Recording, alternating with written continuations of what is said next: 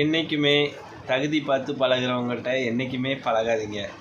எதுக்கு சொல்கிறோம்னா, நாளைக்கு ஒரு ஏதாவது ஒன்று சொல்லி காமிப்பாங்க. இப்படி சொல்லி காமிக்கிறவங்ககிட்ட வந்து என்றைக்குமே பழகாதீங்க, சரியா? அதுவும் உன் ரேஞ்ச் என்ன, என் ரேஞ்ச் என்ன, உன் தகுதி என்ன, என் தகுதி என்ன, அப்படி சொல்கிறவங்கள முடிஞ்ச வரைக்கும் அவாய்ட் பண்ணுங்கள்.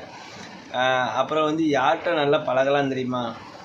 நல்ல பேசுகிறவங்ககிட்ட, நல்ல அன்பாக இருக்கவங்ககிட்ட, நல்ல பண்பாக இருக்கவங்ககிட்ட, பெரியவங்களை மதிக்கக்கூடியவங்ககிட்ட, அதாவது ஒரு யார் மனசும் புண்படாதபடி பேசுகிறவங்ககிட்ட, இப்படி உள்ளவங்ககிட்ட நல்லா பழகலாம், தப்பு இல்லை. ஏன்னா அவங்க மனசில் வந்து எதுவுமே இருக்காது, சரியா?